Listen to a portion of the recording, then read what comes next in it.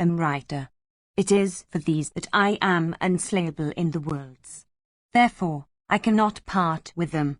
Do thou, O bull among Brahmanas, accept from me the entire kingdom of the earth, rid of enemies and full of prosperity.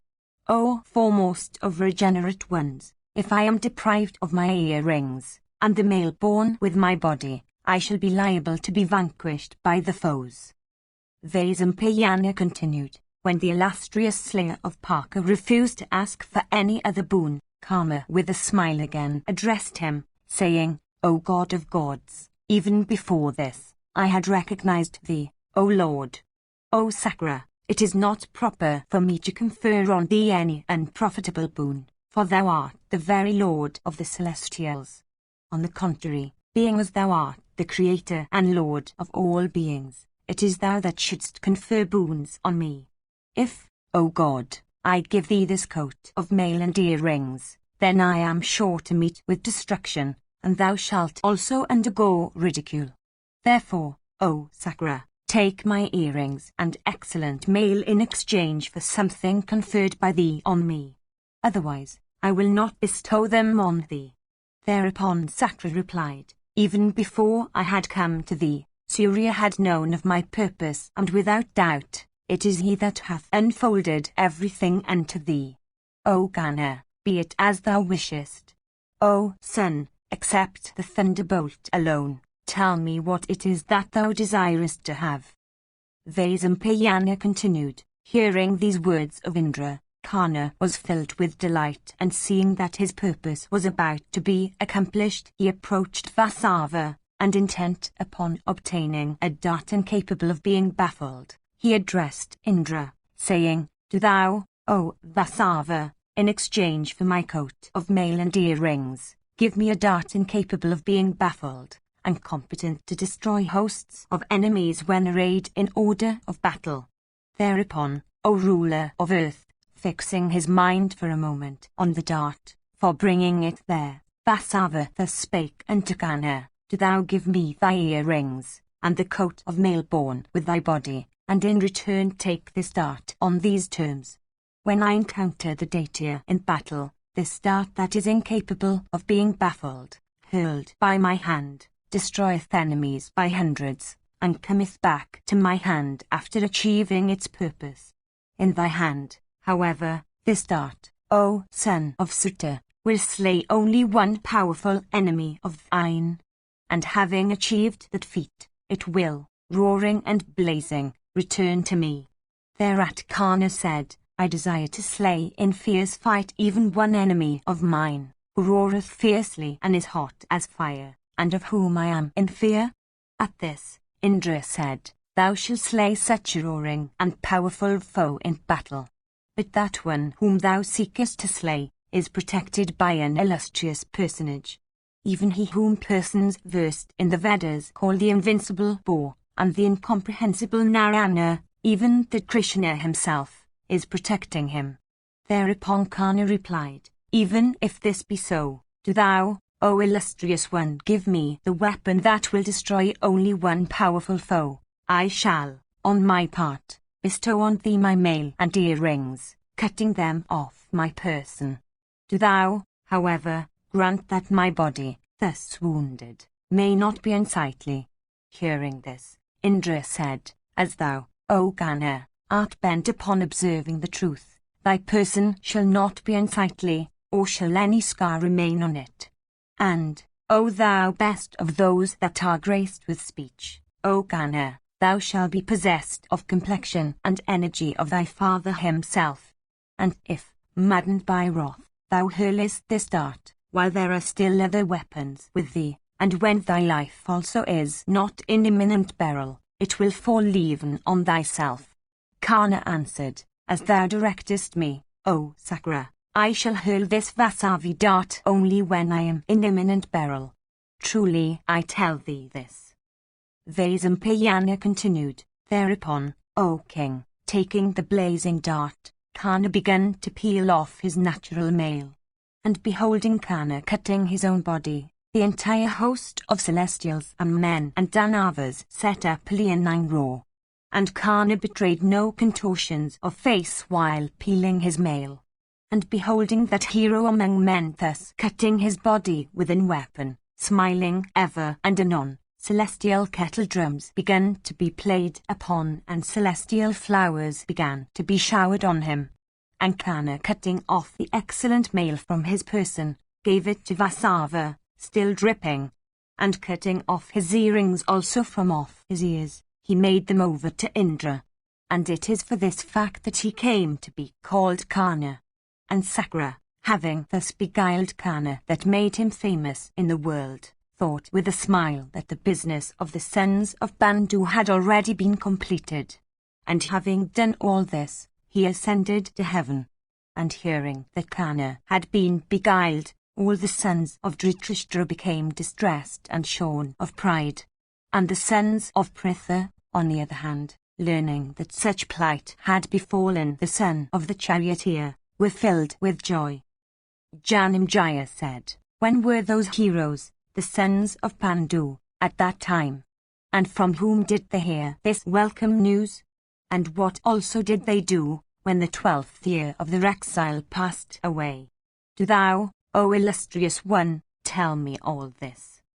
Vaisampayana said, having defeated the chief of the Saindavas, and rescued Krishna, and having outlived the entire term of their painful exile in the woods, and having listened to the ancient stories about gods and rishis recited by Markandeya, those heroes among men returned from their asylum in Kamyaka to the sacred Vaitavana, with all their cars and followers, and accompanied by their charioteers, their kine, and the citizens who had followed them. Section 6. Aranyapava. Janamejaya said, having felt great affliction on account of the abduction of their wife and having rescued Krishna thereafter, what did the Pandavas next do? Vaisampayana said, having felt great affliction on account of the abduction of Krishna, King Yudhishthira of unfading glory, with his brothers, left the woods of Kamyaka and returned to the delightful and picturesque Dvaitavana abounding in trees and containing delicious fruits and roots. And the sons of Pandu with their wife Krishna began to reside there, living frugally on fruits and practicing rigid vows. And while those repressors of foes, the virtuous king Yudhishthira, the son of Kunti, and Bhimasena, and Arjuna, and those other sons of Bandu born of Madri, were dwelling in Vaitavana, practicing rigid vows, they underwent, for the sake of a Brahmana, great trouble, which, however, was destined to bring about their future happiness. I will tell thee all about the trouble which those foremost of Kuras underwent while living in those woods, and which in the end brought about their happiness. Do thou listen to it. Once on a time, as a deer was butting about, it chanced that the 2 sticks for making fire and a churning staff belonging to a Brahmana devoted to ascetic austerities, struck fast into its antlers. And, thereupon, O king, that powerful deer of exceeding fleetness with long bounds, speedily went out of the hermitage, taking those articles away. And, O foremost of Kuras, seeing those articles of his thus carried away, the Brahmana, anxious on account of his Agnihotra, quickly came before the Pandavas.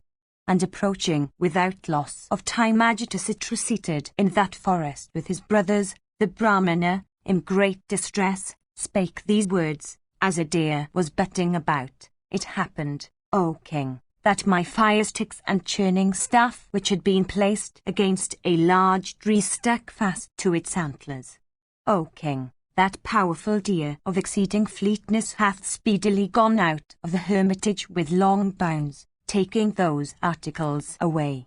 Tracking that powerful deer, O king, by its footprints, do ye sons of Pandu, bring back those articles of mine, so that my Agnihotra may not be stopped.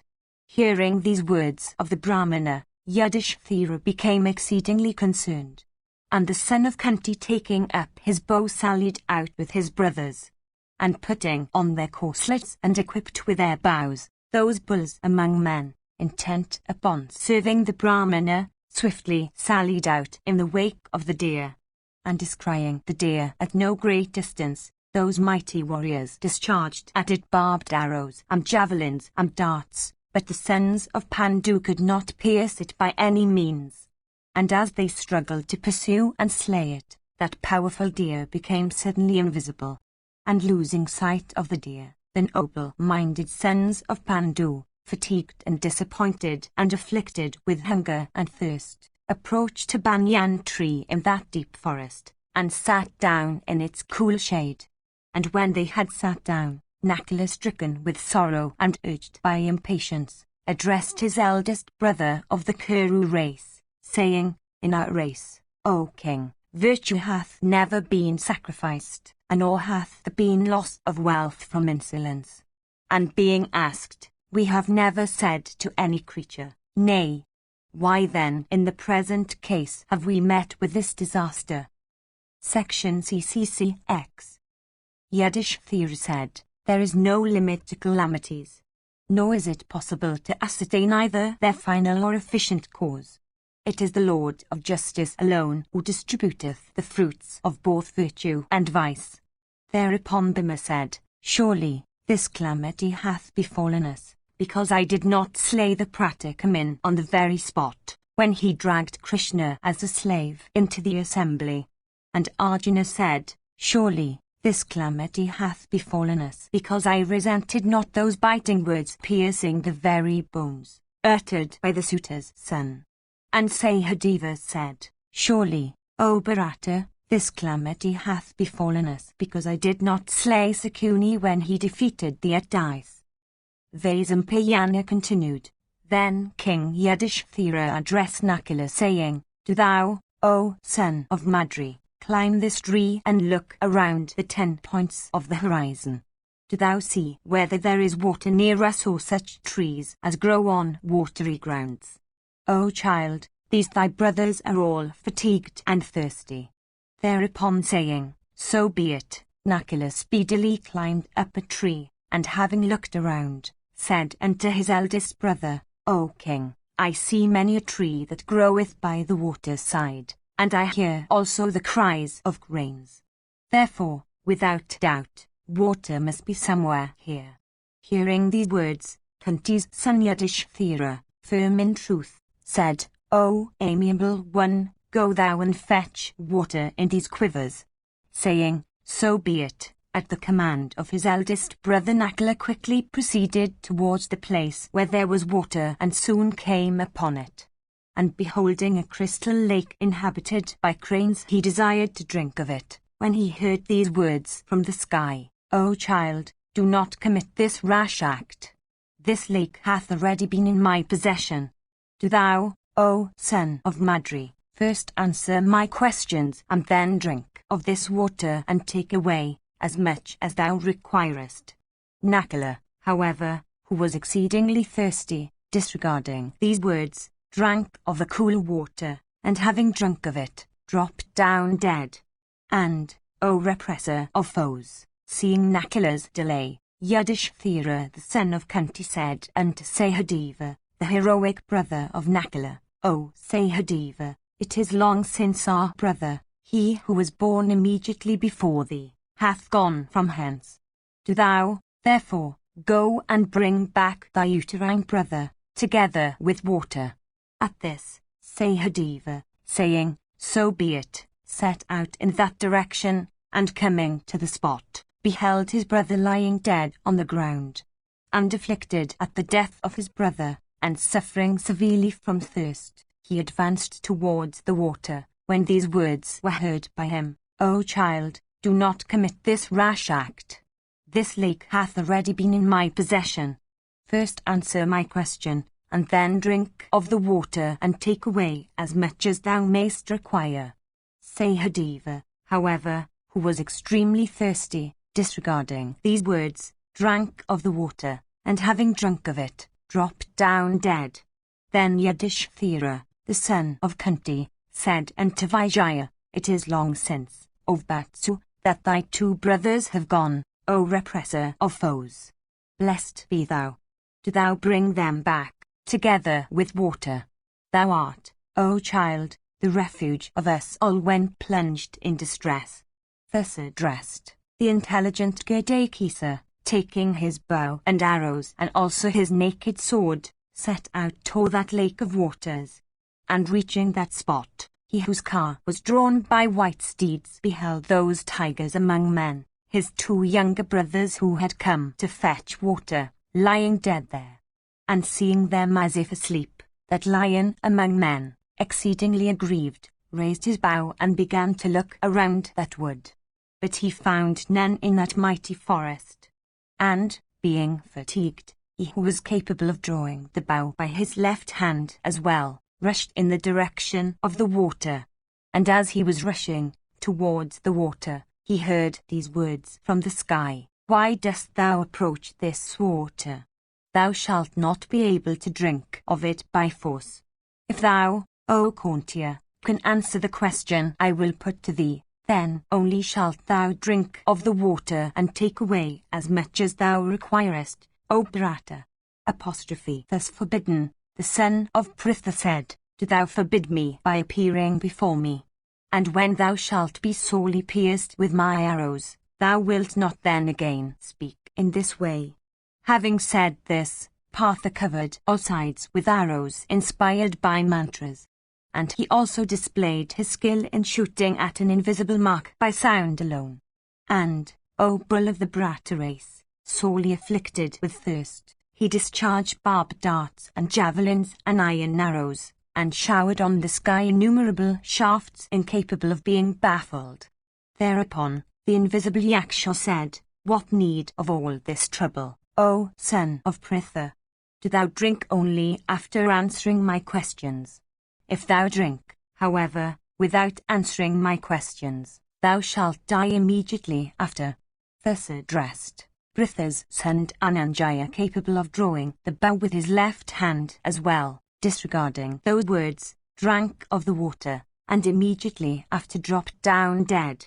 And, seeing Dhananjaya's delay, Kunti's son Yudhishthira addressed Bhimasena, saying, O repressor of foes, it is a long while that Nakula and Sahadeva and Vatsa have gone to fetch water, and they have not come yet, O Bharata. Good betide thee. Do thou bring them back, together with water. Thereupon saying, So be it, Bhimasena set out for that place where those tigers among men, his brothers, lay dead. And beholding them, Bhima, afflicted though he was with thirst, was exceedingly distressed. And that mighty armed hero thought all that to have been the act of some Yaksha or Akshasa. And Pritha's son Vrikadara thought, I shall surely have to fight today. Let me, therefore, first appease my thirst. Then that bull of the Bharata race rushed forward with the intention of drinking.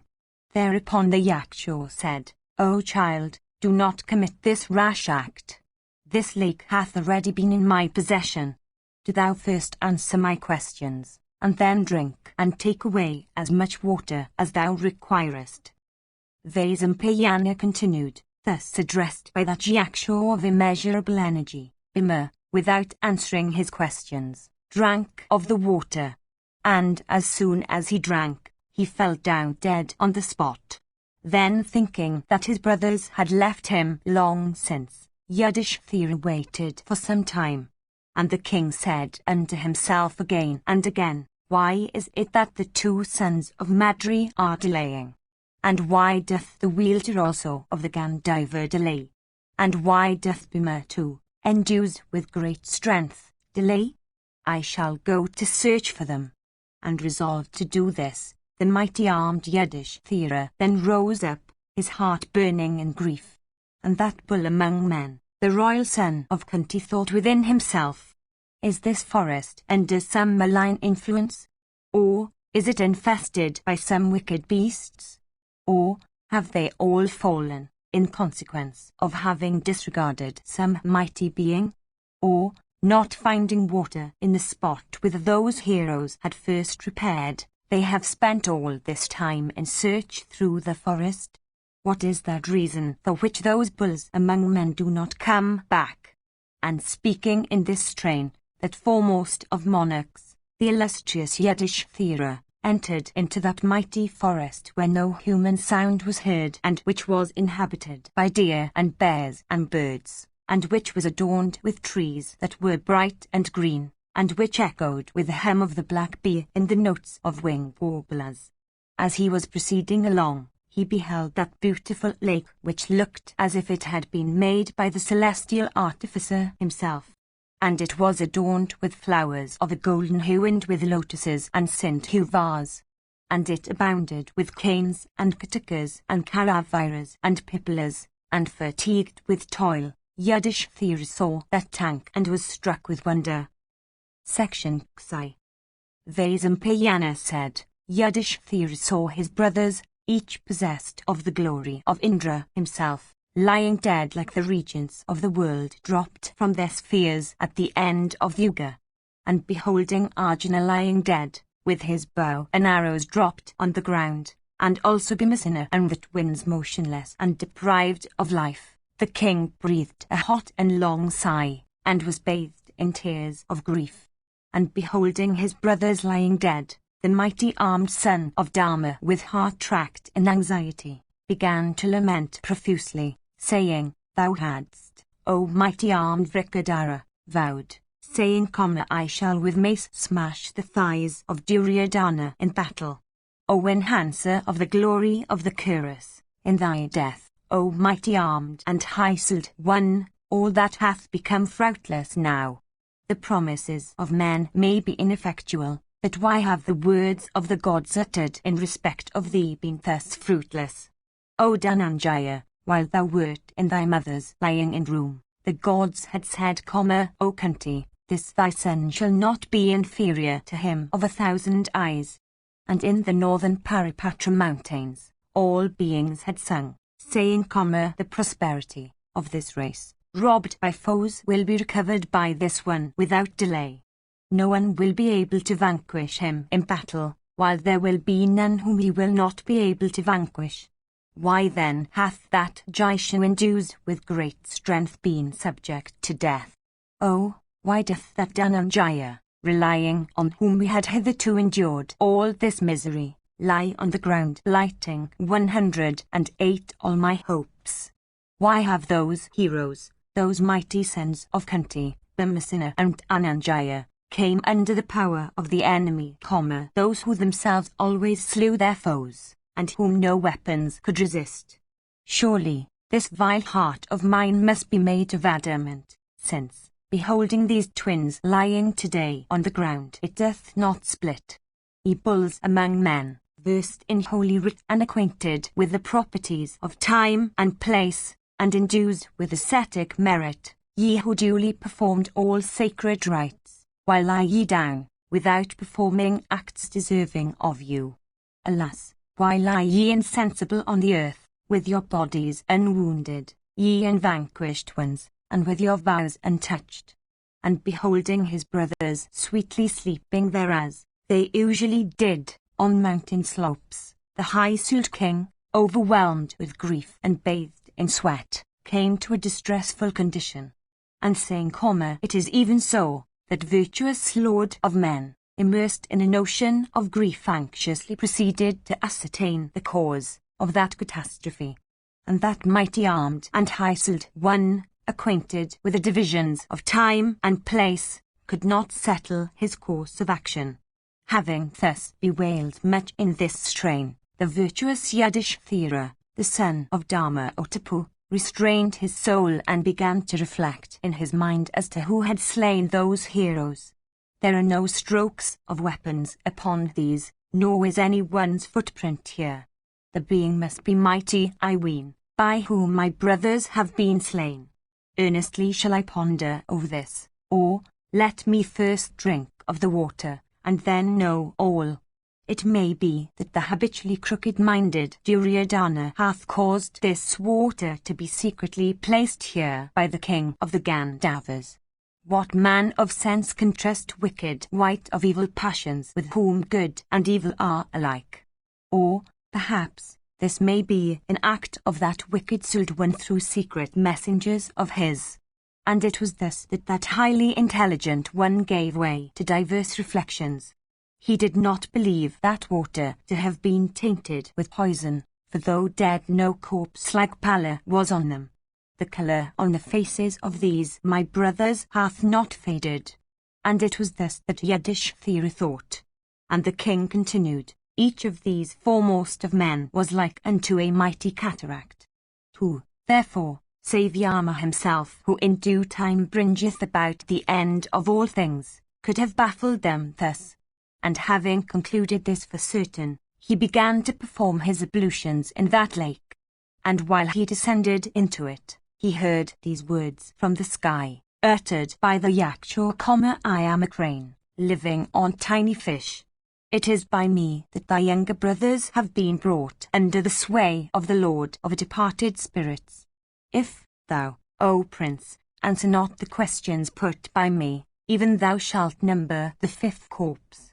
Do not, O child, act rashly. This lake hath already been in my possession. Having answered my questions first, do thou, O Kunti's son, drink and carry away as much as thou requirest. Hearing these words, Yudhishthira said, art thou the foremost of the Rudras, or of the Vasas, or of the Marutas? I ask, what god art thou? This could not have been done by a bird. Who is it that hath overthrown the four mighty mountains, viz., the Himavat, the Parapatra, the Vindhya, and the Malaya? Great is the feat done by thee, thou foremost of strong persons. Those whom neither gods, nor Gandharvas, nor Asuras, nor Rakshasas could endure in mighty conflict, have been slain by thee. Therefore, exceedingly wonderful is the deed done by thee. I do not know what thy business may be, nor do I know thy purpose. Therefore, great is the curiosity and fear also that have taken possession of me. My mind is greatly agitated, and as my head also is aching, I ask thee, therefore, O worshipful one, who art thou that stayest here? Hearing these words, the Yakshur said, I am, good betide thee, a Yakshur, and not an amphibious bird. It is by me that all these brothers of thine, endued with mighty prowess, have been slain. Vaisampayana continued, hearing these accursed words couched in harsh syllables, 109 Yudhishthira, O king, approaching the Yakshur who had spoken then, stood there. And that bull among the Bharatas then beheld that Yakshur of unusual eyes and huge body, tall like a palm, and looking like fire or the sun, and irresistible and gigantic like a mountain, staying on a tree, and uttering a loud roar deep as that of the clouds. And the Yakshur said, these thy brothers, O king, repeatedly forbidden by me, would forcibly take away water. It is for this that they have been slain by me. He that wisheth to live, should not, O king, drink this water. O son of Pritha, act not rashly. This lake hath already been in my possession. Do thou, O son of Kunti, first answer my questions, and then take away as much as thou likest. Yudhishthira said, I do not, O Yakshur, covet what is already in thy possession. O bull among male beings, virtuous persons never approve that one should applaud his own self, without boasting. I shall, therefore, answer thy questions, according to my intelligence. Do thou ask me? The Yakshur then said, what is it that maketh the sun rise? Who keeps him company? Who causeth him to set? And in whom is he established? Yudhishthira answered, Brahma maketh the sun rise, the gods keep him company. Dharma causeth him to set, and he is established in truth. 110 The Yakshur asked, by what doth one become learned? By what doth he attain what is very great? How can one have a second? And, O king, how can one acquire intelligence? Yudhishthira answered, it is by the study of the Srutis that a person becometh learned. It is by ascetic austerities that one acquireth what is very great. It is by intelligence that a person acquireth a second, and it is by serving the old that one becometh wise. 111. The Yaksha asked, what constituteth the divinity of the Brahmanas? What even is their practice that is like that of the pious? What also is the human attribute of the Brahmanas? And what practice of theirs is like that of the impious? Yudhishthira answered, the study of the Vedas constitutes their divinity, their asceticism constitutes behavior that is like that of the pious, their liability to death is their human attribute, and slander is their impiety. The Yaksha asked, what institutes the divinity of the Kshatriyas? What even is their practice that is like that of the pious? What is their human attribute? And what practice of theirs is like that of the impious? Yudhishthira answered, arrows and weapons are their divinity. Celebration of sacrifices is that act which is like that of the pious. Liability to fear is their human attribute, and refusal of protection is that act of theirs which is like that of the impious. The Yaksha asked, what is that which constitutes the sama of the sacrifice? What the aegis of the sacrifice? What is that which is the refuge of a sacrifice? And what is that which sacrifice cannot do without? Yudhishthira answered, life is the sama of the sacrifice, the mind is the aegis of the sacrifice, the rik is that which is the refuge of the sacrifice, and it is rik alone which sacrifice cannot do without. 112. The Yaksha asked, what is of the foremost value to those that cultivate? What is of the foremost value to those that sow? What is of the foremost value to those that wish for prosperity in this world? And what is of the foremost value to those that bring forth? Yudhishthira answered, that which is of the foremost value to those that cultivate is rain, that of the foremost value to those that sow is seed, that of the foremost value to those that bring forth is offspring. 113. The Yaksha asked, what person, enjoying all the objects of the senses, endues with intelligence, regarded by the world and liked by all beings, though breathing, doth not offer anything to these five, viz., gods, guests, servants, Pitris, and himself, though endued with breath, is not yet alive. The Yaksha asked, what is weightier than the earth itself? What is higher than the heavens? What is fleeter than the wind? And what is more numerous than grass?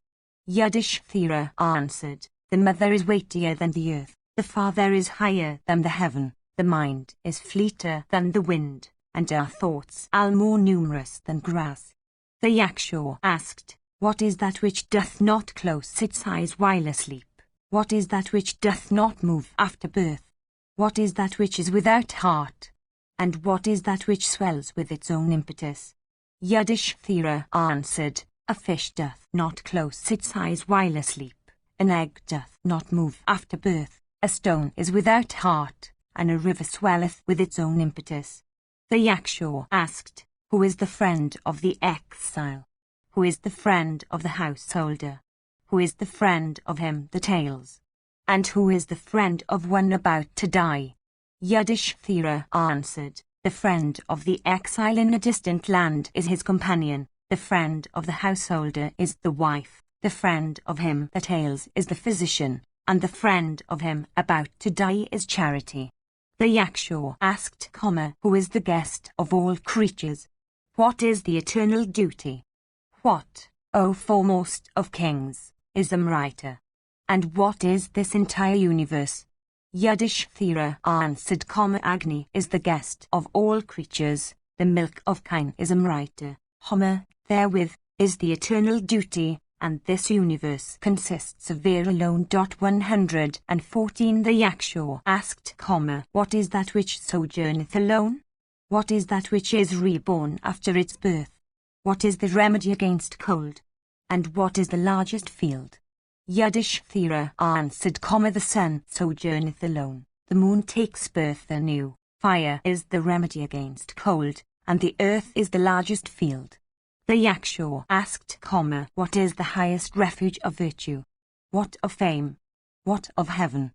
And what of happiness?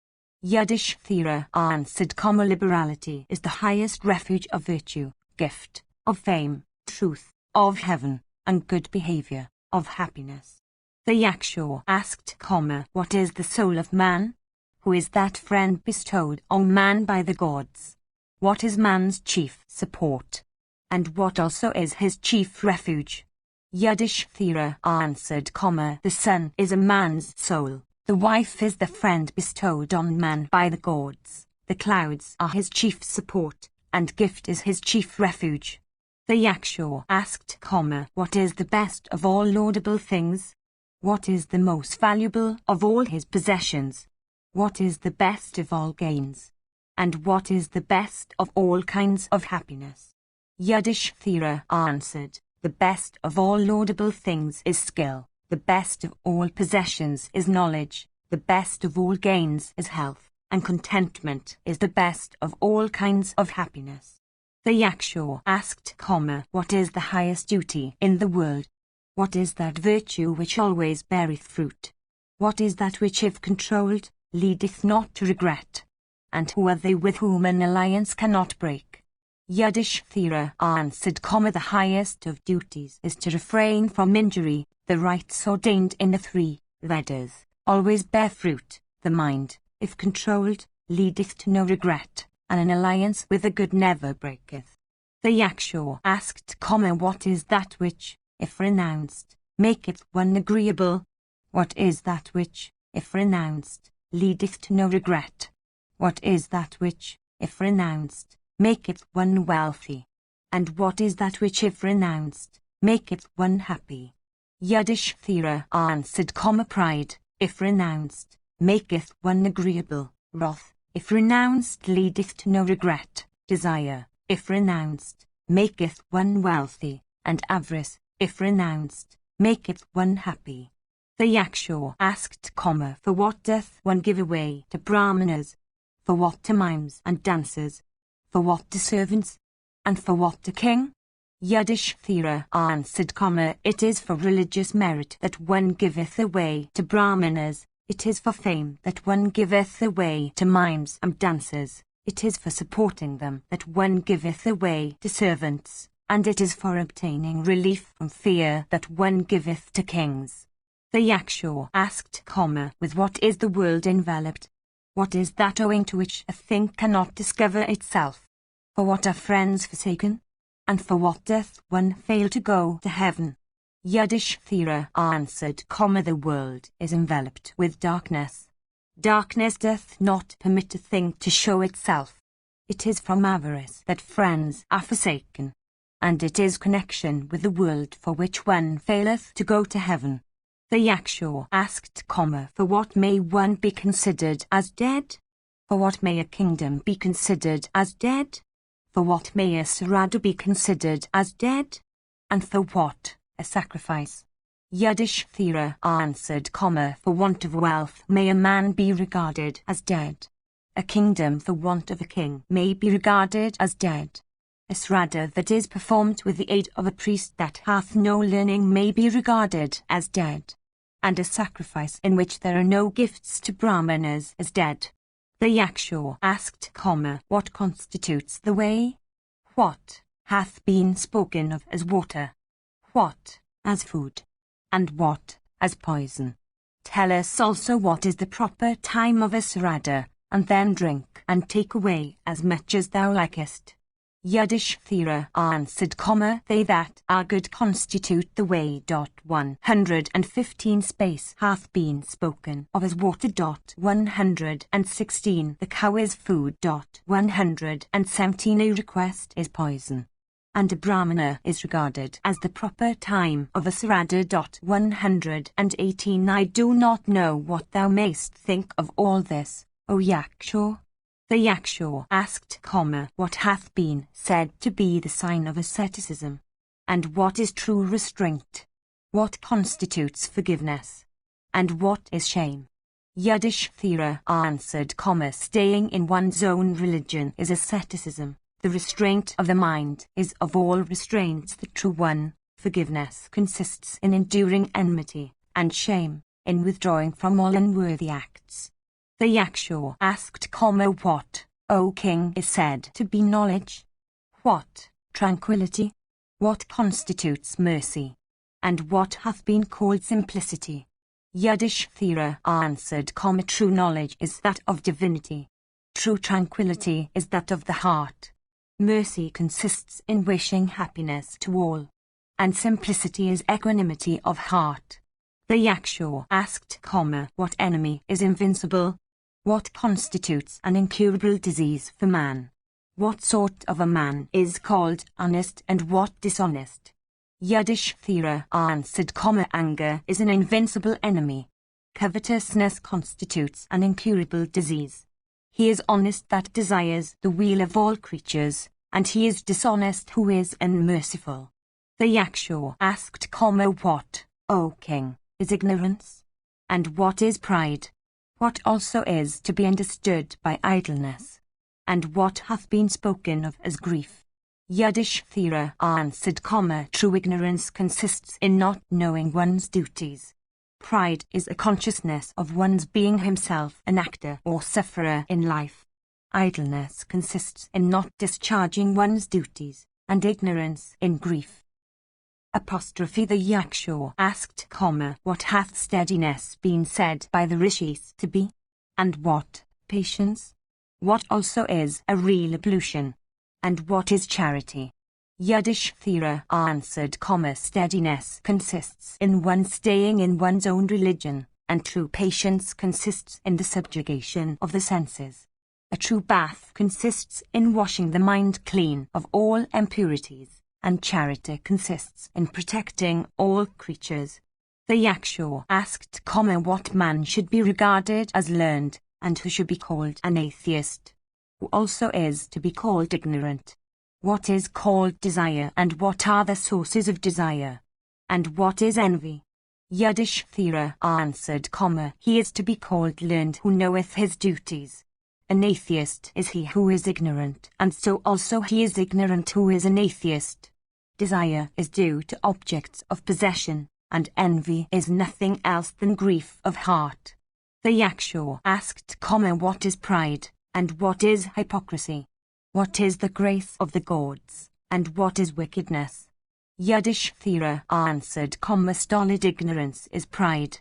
The setting up of a religious standard is hypocrisy.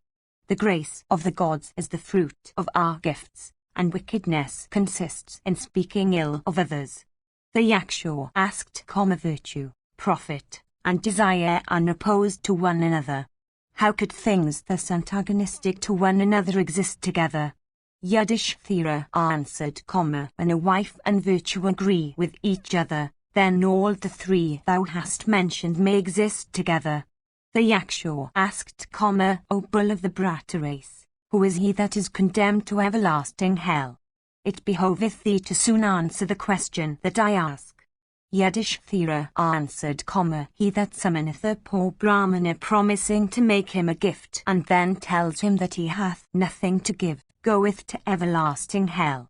He also must go to everlasting hell, who imputes falsehood to the Vedas, the scriptures, the Brahmanas, the gods, and the ceremonies in honour of the Pitras. He also goeth to everlasting hell who, though in possession of wealth, never giveth away nor enjoyeth himself from avarice, saying, he hath none.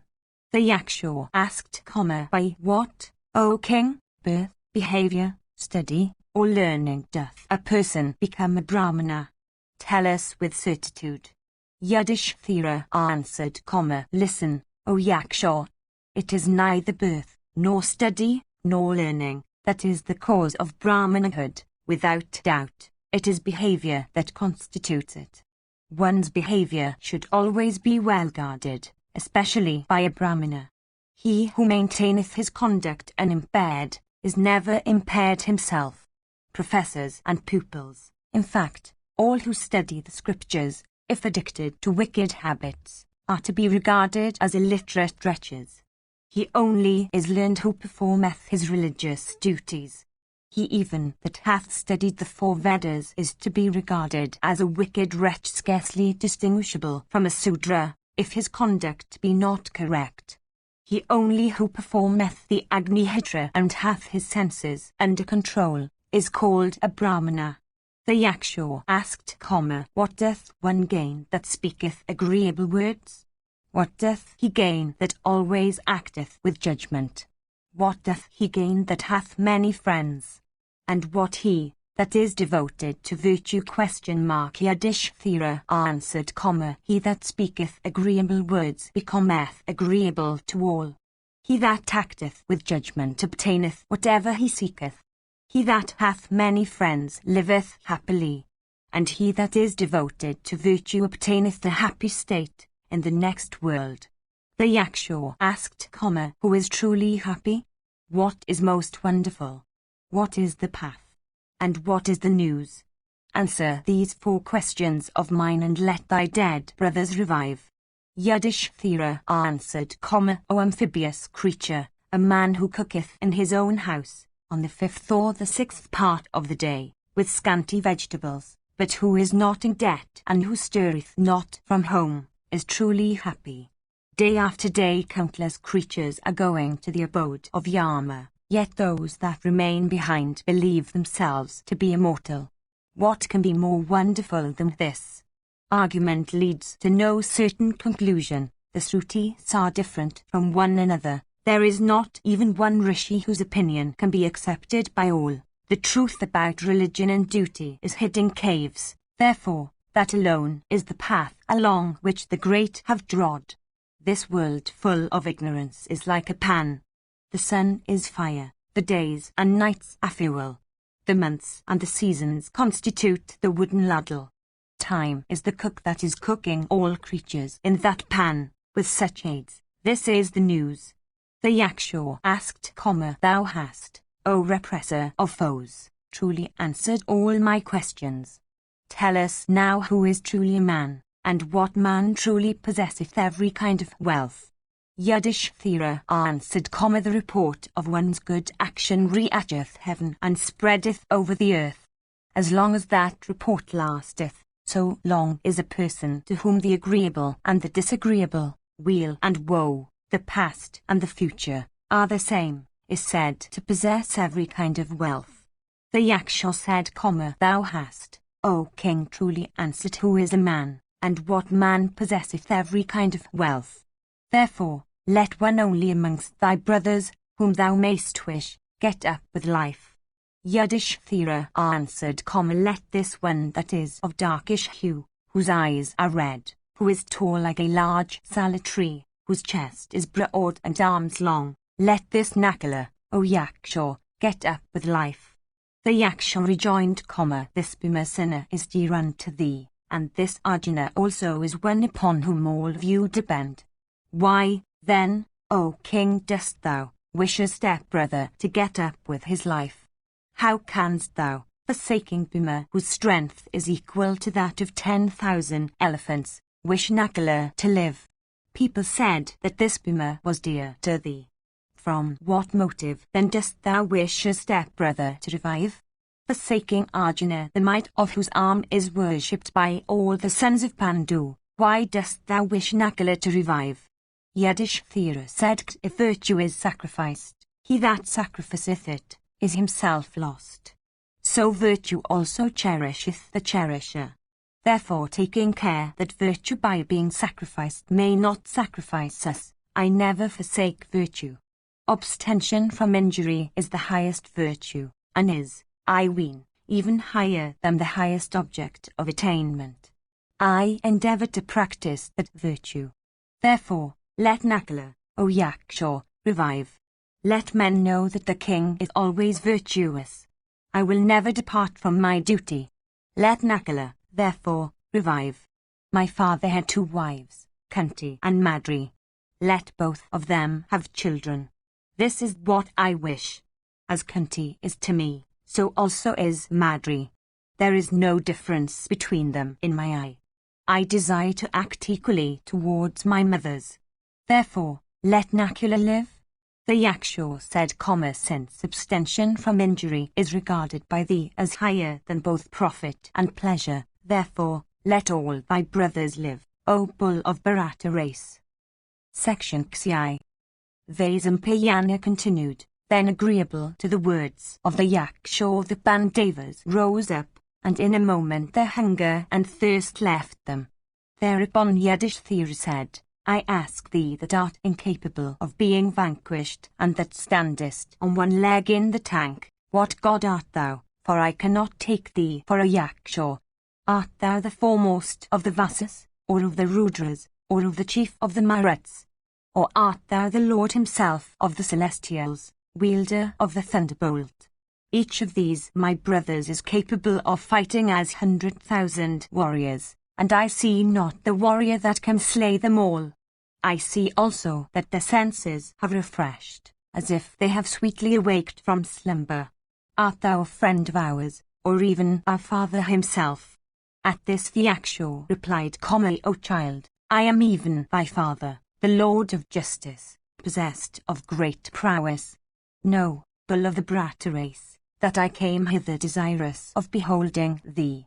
Fame, truth, self-restraint, purity, candor, modesty, steadiness, charity, austerities, and brahmacharya, these are my body.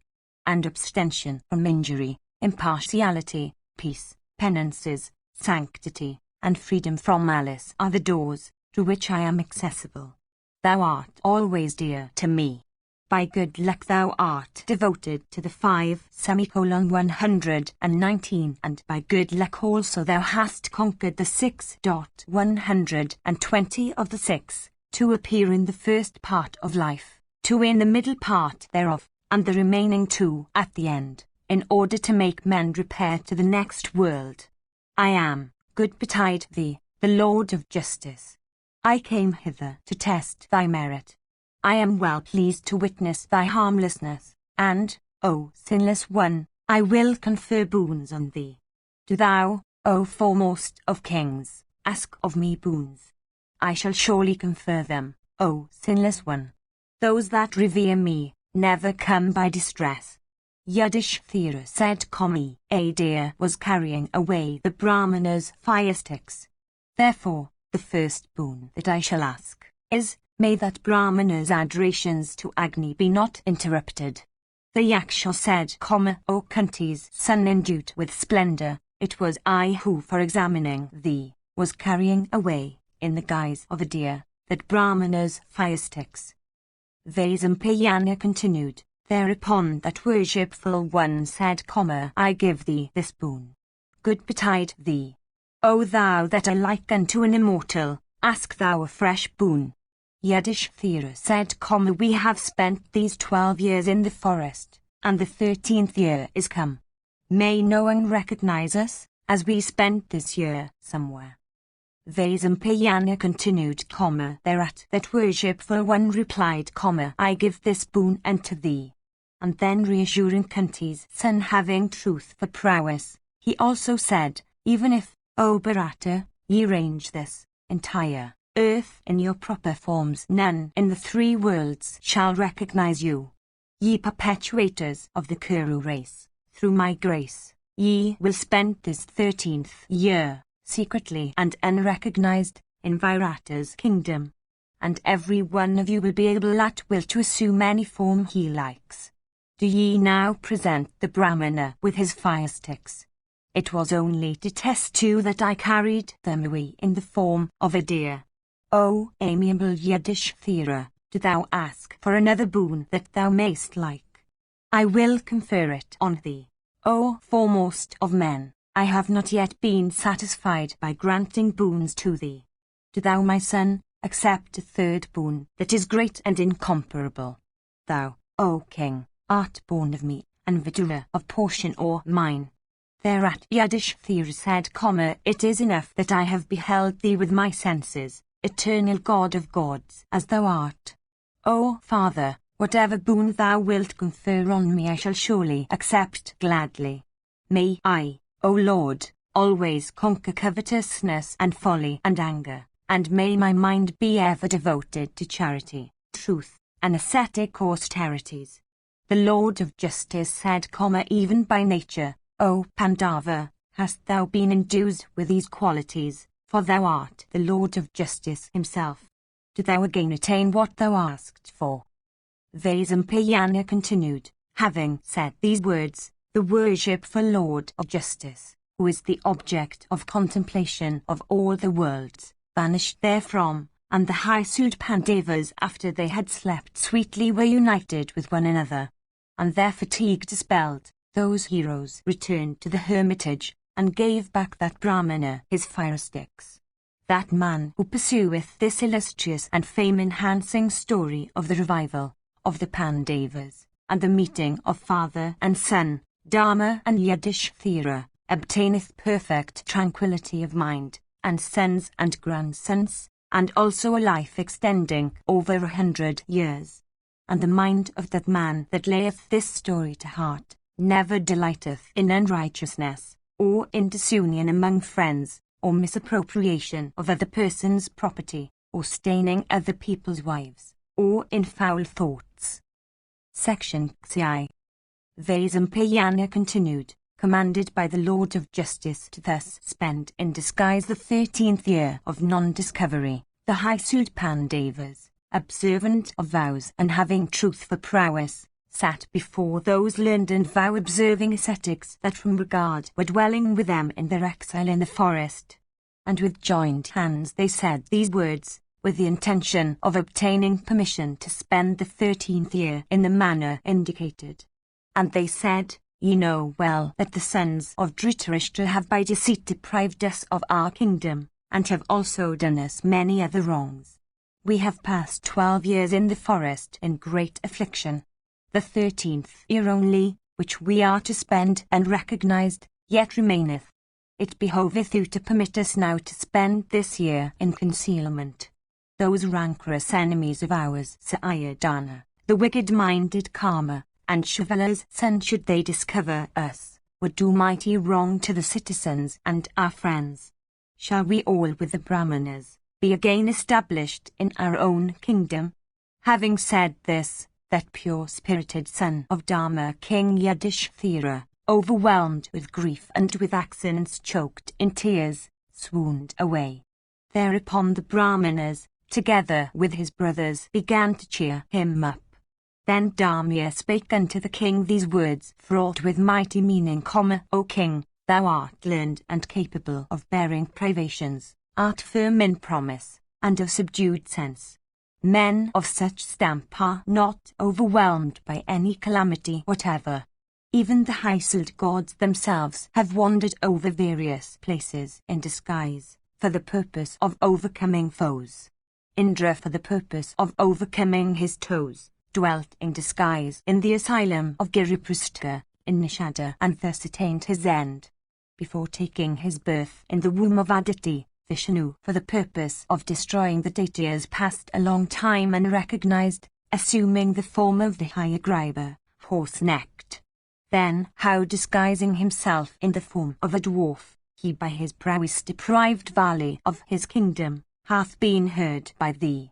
And thou hast also heard how Hutasana, entering into water and remaining in concealment, achieved the purpose of the gods.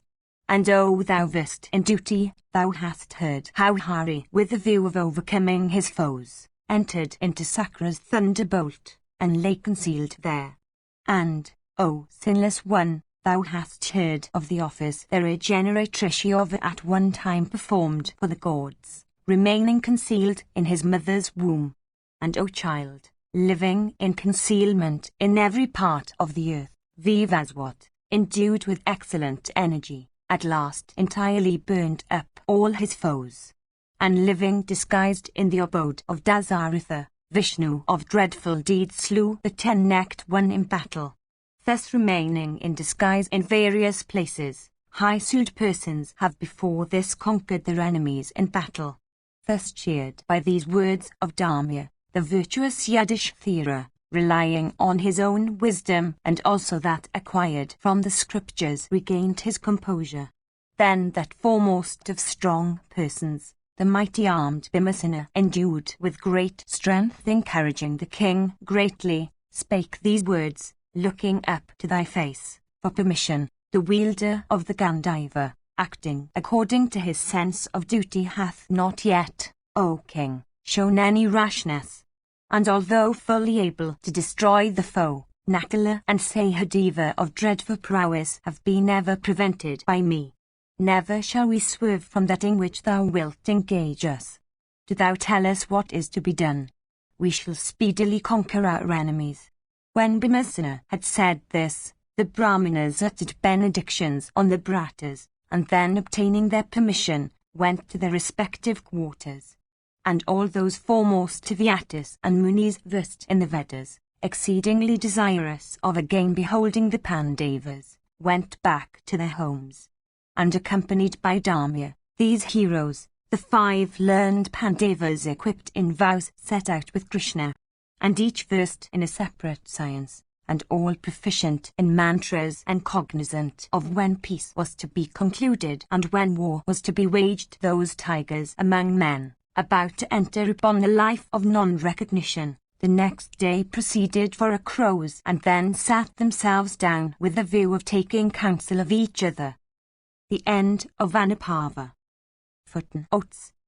1. Return. This seems to be the obvious.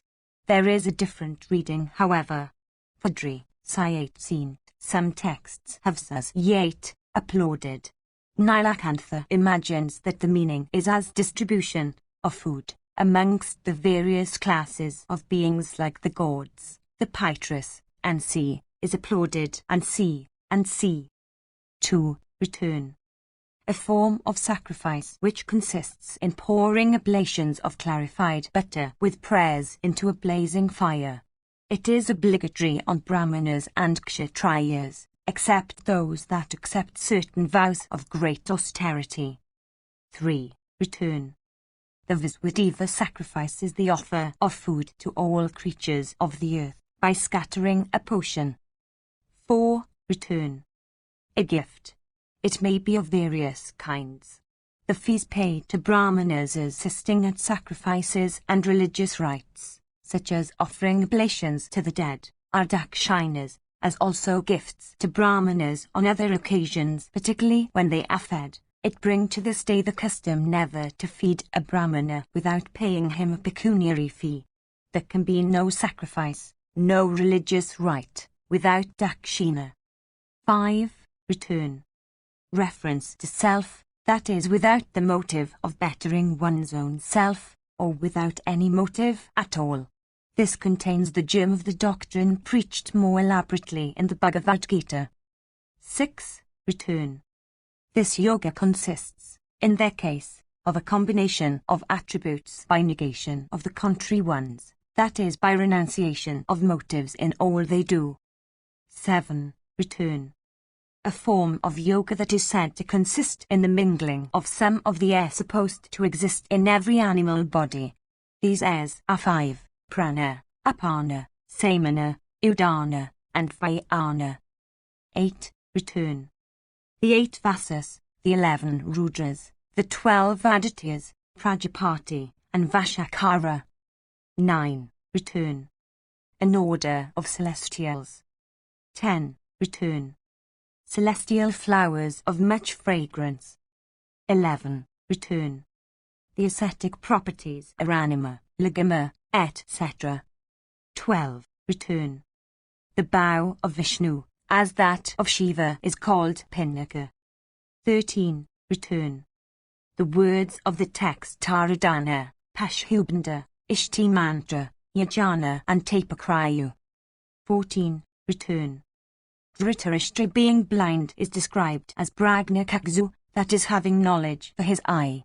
It may also mean of the prophetic eye. 15. Return. The great preceptor of the Asuras, viz. Sukra, possessing the highest intelligence as evidenced by his various works on all manner of subjects, particularly the Sukraniti. 16. Return. Also called Vadaraka, a hermitage on the Himalaya near the sources of the Ganges. 17. Return. Nilakantha explains Kstra as including Mahabhuta, consciousness, intellect, the unmanifest, primordial elements, the 10 senses, the 5 objects of the senses, viz., earth, water, and sea, desire, aversion, pleasure, pain, the combinations of elements, and Chaitanya. 18. Return. Hari here means the developed seed that is to expand into the vast whole of the universe. 19. Return.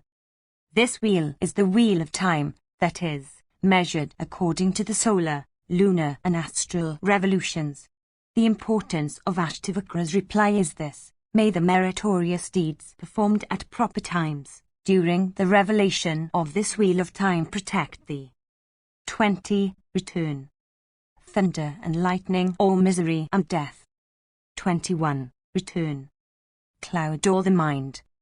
22. Return. The male being that is ever conscious. 23. Return.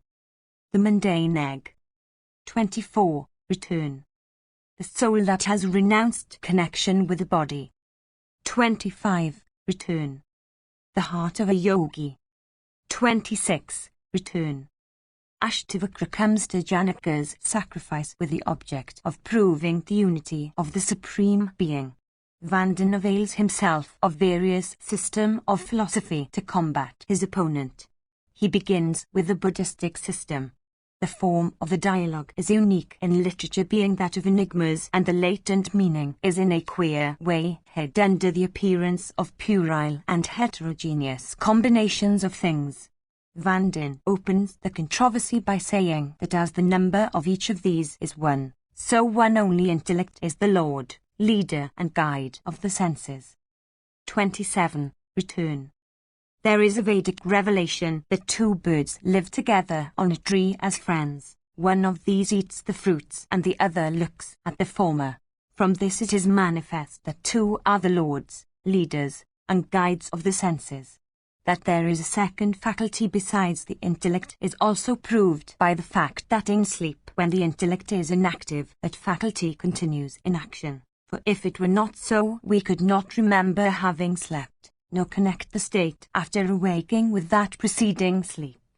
Accordingly, by citing the number 2 Ashtavakra assets, that besides intellect there is another faculty, consciousness, that these two are jointly the lords, leaders and guides of the same senses, and that they act together as Indra and Agni, etc. 28. Return. By citing the number 3, Vanden means to say that as it is acts that produce the 3 kinds of born beings, etc., so acts are supreme, and that everything else, be it intellect alone, or intellect and consciousness together, is subservient to acts. 29. Return. Ashtavakra here advances the thesis that even if acts be supreme, still when their fourth or supreme being becomes manifest to the soul, it stands in no further need to acts. 30. Return. By bringing in the quinquennial series, Vanden wishes to assert that the 5 senses are competent to cognize their respective objects, and that besides these senses and their objects, there is neither any other sense to perceive nor any other object of perception. He also cites the authority of the Veda, according to which the Apsaras, or consciousness, have 5 locks on their hands, that is, 5 objects of perception. 31. Return. Besides the 5 senses, Ashtavakra contends for an additional sense, namely the mind, and accordingly cites the number 6. 32. Return. Vanden admits the existence of the 6 senses, but says that the soul experiences happiness and misery through those as well as through the intellect. 33. Return. Ashtavakra advances an 8th element, namely, the knowledge of the ego. 34. Return. Each of the 3 qualities, existence, foulness and ignorance, of Prakriti, the passive or material cause of the world, mixing with each of the 3 corresponding qualities of Pradhana, the active or spiritual cause of the world, in various proportions produces the mundane order of things. Thus is proved the eternity of Prakriti or nature, and is also established the doctrine of duality. 35. Return. Prakriti does not really create.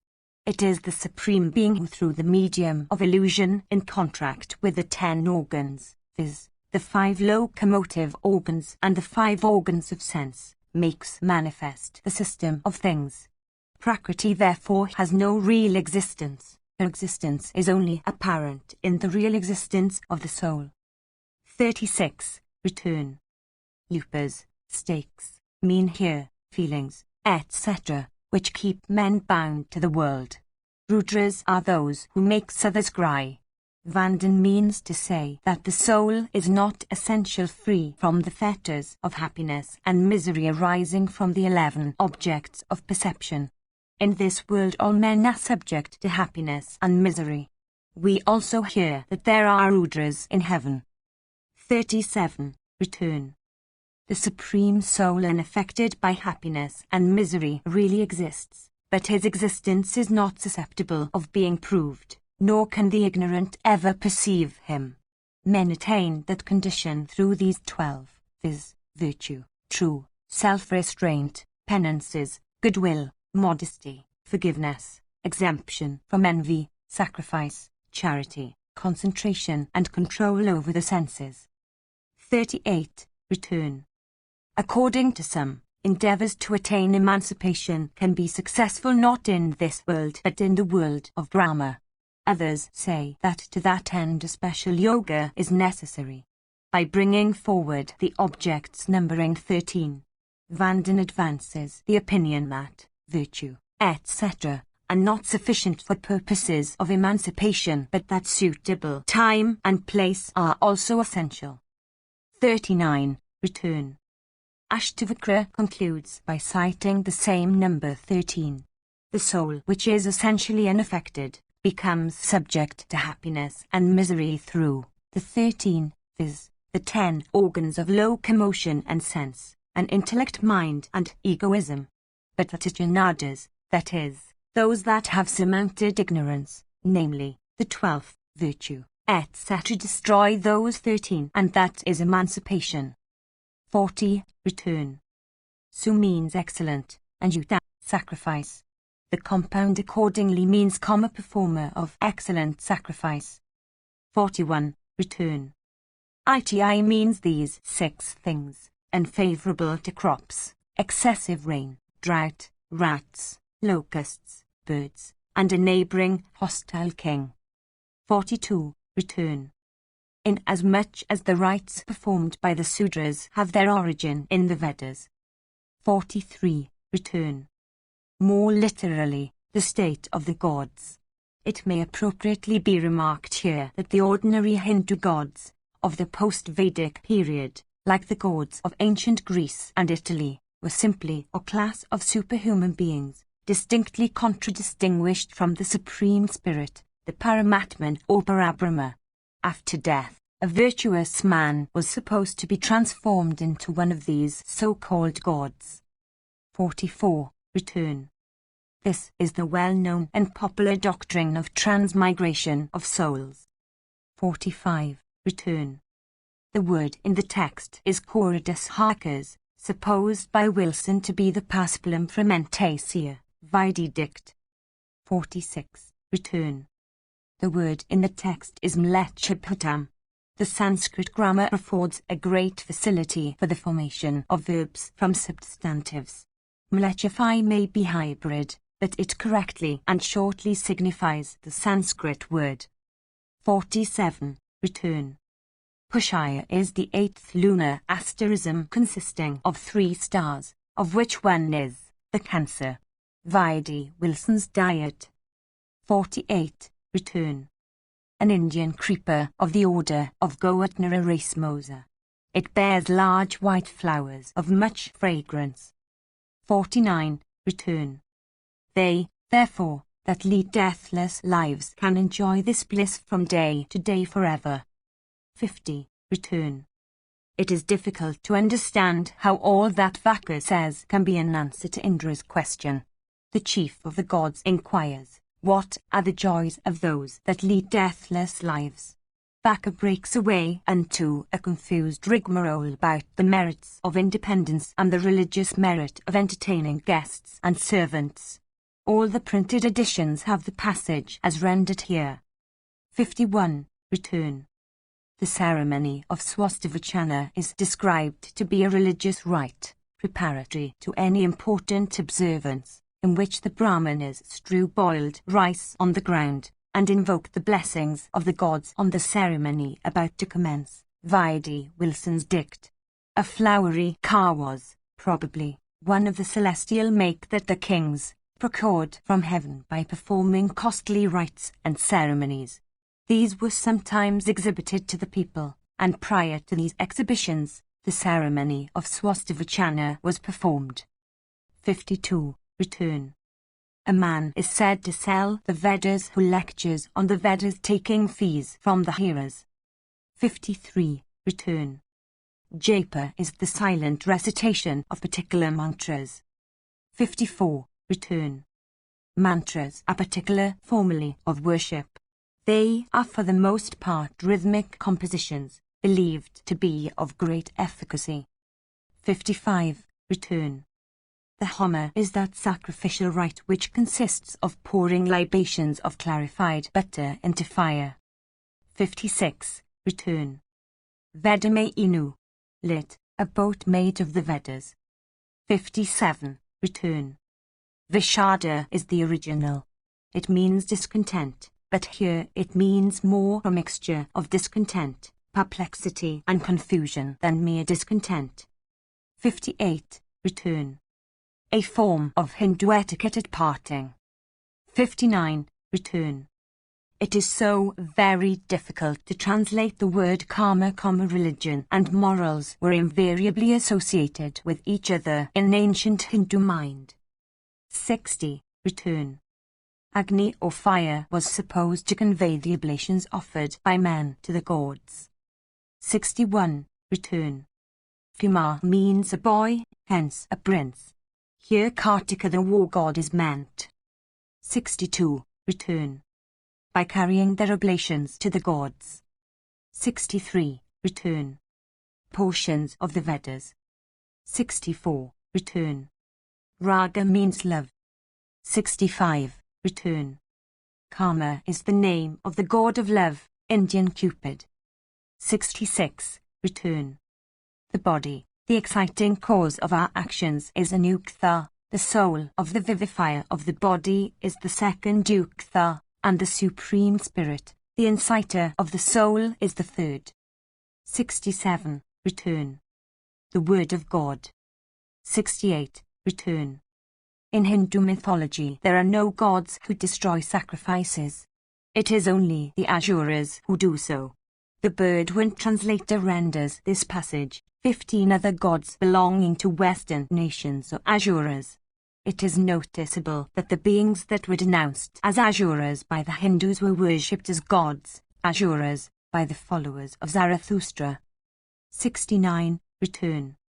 In connection with the names of these Mitra gods, it is to be remembered that Mitra was the name of the principal god of the ancient Persians. 70. Return. Avala is a common name of women. It means one who has no valor or strength or power. The word is also used as an adjective. 71. Return. According to the Hindus, the sun rises from and sets behind two hills respectively. He rises from the Udaya or sunrise hill and sets behind the Astu or sunset hill. 72. Return. Rudra, belonging to Rudra, the god of fury, violence, war, and sea. 73. Return. Devasena literally means the celestial army. This fable seems to be an allegorical representation of the attempts made by Indra to procure a leader for the celestial host. 74. Return. Anger personified is a deity. 75. Return. Another name of gods, so named from their having only 3 stages of life, viz., infancy, childhood, and youth, and being exempt from the 4th, old age. 76. Return. That is, good and evil spirits. 77. Return. One of the ensigns of royalty in Hindustan. 78. Return. Brahma. 79. Return. Devasena party is the original. It may mean either the party, leader, of the Sena forces, of Devas or the party, husband, of Devasana. 80. Return. A kind of missile. 81. Return. Another kind of weapon. 82. Return. The word in the text is agrahara, which, as Nilakanthu explains, means here that which is first taken from a heap after the dedication of a portion to the Viswadevas. What Draupadi means to say is that she always took care to feed those brahmanas with food first taken from the stores, without, in fact, having taken anything there from the use of anybody else. 83. Return. Lit. Soldiers that have sworn to conquer or die. A full Akshorini of these soldiers was owned by Krishna, who gave them to Duryodhana to fight for him. The story of Krishna's offering to Duryodhana the choice between these soldiers on the one side, and himself sworn not to fight but only to aid with his counsels on the other, is given in full in the Udyoga Parva. Duryodhana, from folly, accepted the former, who were all slain by Arjuna. 84. Return. The vow of the Asuras was, according to the Birdwin pundits, never to drink wine. It is more rational to suppose that Karnas was to give up the refined manners and practices of the Aryas and adopt those of the Asuras till the consummation of the cherished desire. 85. Return. A very small measure. 86. Return. Picking up for support, 1. Ears of corn and 2. Individual grains, left on the field by husbandmen after they have gathered and carried away the sheaves, are called the sila and the ancha modes of life. 87. Return. Naked. 88. Return. Both these words are of doubtful meaning. It seems they are employed in the Vedas to denote the faculties of knowledge and the moral sense respectively.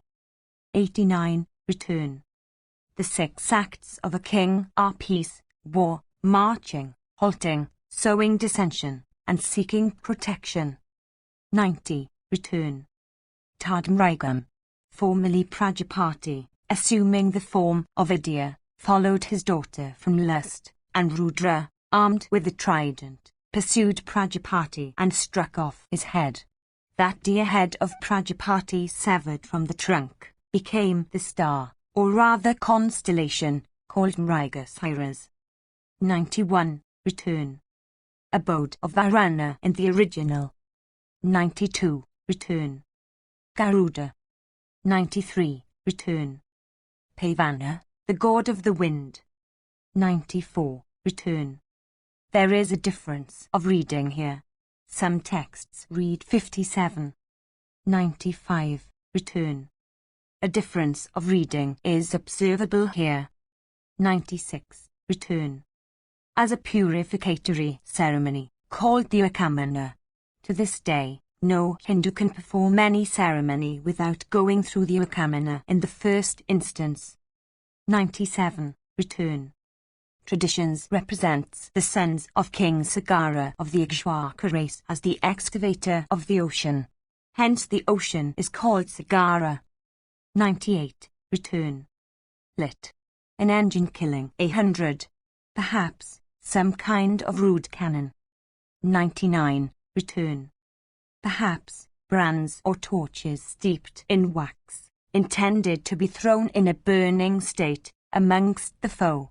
Readers of Indian history know how Lord Lake was repulsed from Bharatpur by means of huge bales of cotton, steeped in oil, rolled from the ramparts of that town, in a burning state, towards the advancing English.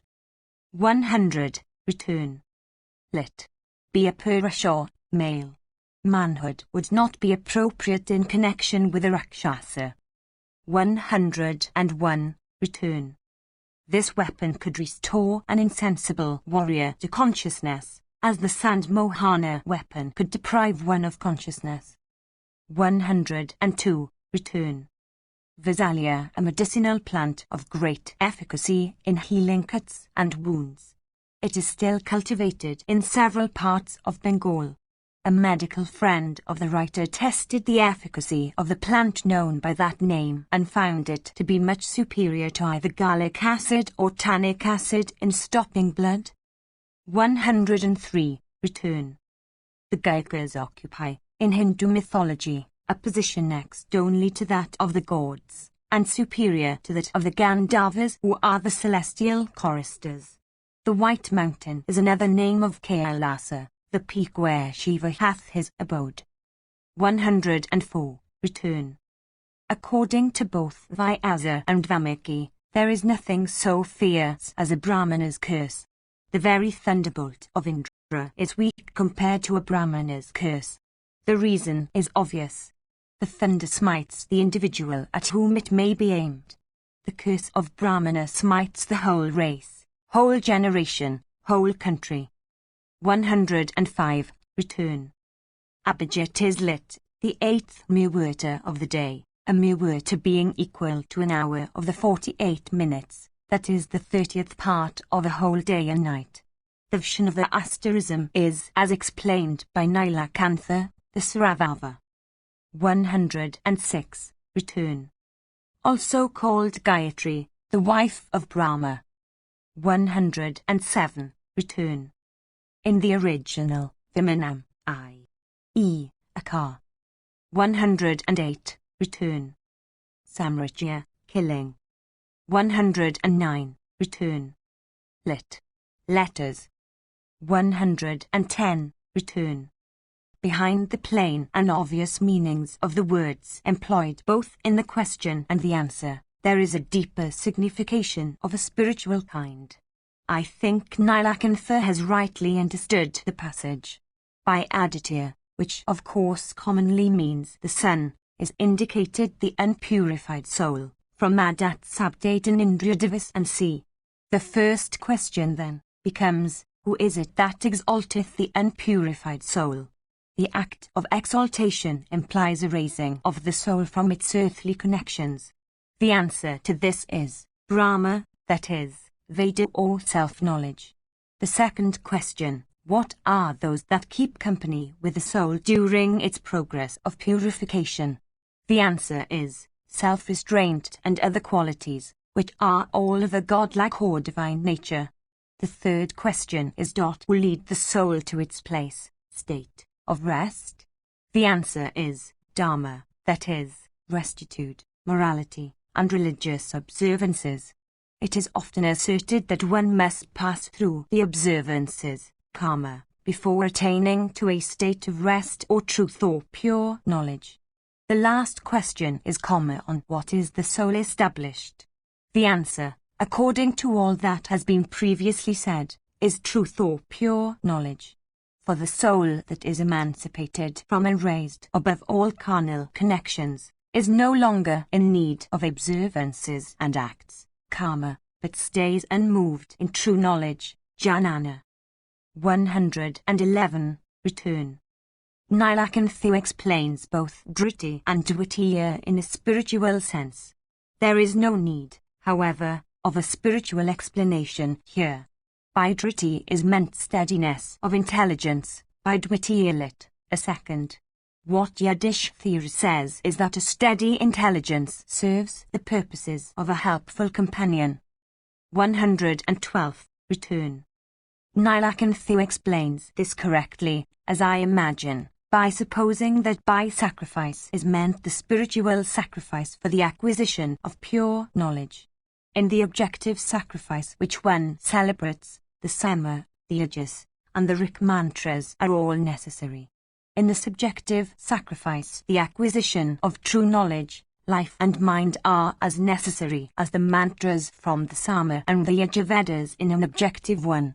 And as no objective sacrifice can do without the riks, being principally dependent on them, so the subjective sacrifices for acquiring true knowledge can never do without prayerfulness, which, I imagine, is represented as the riks. To understand this passage thoroughly would require an intimate acquaintance with the ritual of a sacrifice like the Agnishtoma or any other of that kind. 113. Return. Some texts read Apitatam for Yuvapatam. If the former be the correct reading, the meaning would be, what is the best of things that fall? Nilakanthu explains both of Upatam Nuvapatam in a spiritual sense. By the first he understands, they that offer oblation to the gods, and by the second, they that offer oblations to the Pitris. The necessity of a spiritual interpretation, however, is not very apparent. 114. Return. Yudhishthira has the authority of the Srutis for saying that the one pervading element of the universe is air. 115. Return. The word used in the question is dik, literally, direction. Obviously, of course, it means in this connection way. Yudhishthira answers that the way which one is to tread along is that of the good. 116. Return. Footnote 2. The Srutis actually speak of space as water. These are questions to test Yudhishthira's knowledge of the Vedic cosmogony. 117. Return. The Srutis speak of the cow as the only food, in the following sense. The cow gives milk. The milk gives butter. The butter is used in Homer. The Homer is the cause of the clouds. The clouds give rain. The rain makes the seed to sprout forth and produce food. Nilakantha endeavors to explain this in a spiritual sense. There is, however, no need of such explanation here. 118. Return. What Yudhishthira means to say is that there is no special time for a Shraddha. It is to be performed whenever a good and able priest may be secured. 119. Return. That is, tranquility of mind, self-restraint, abstention from sensual pleasures, resignation, and yoga meditation. 120. Return. That is, hunger, thirst, sorrow, bluntness of mortal feeling, decrepitude, and death.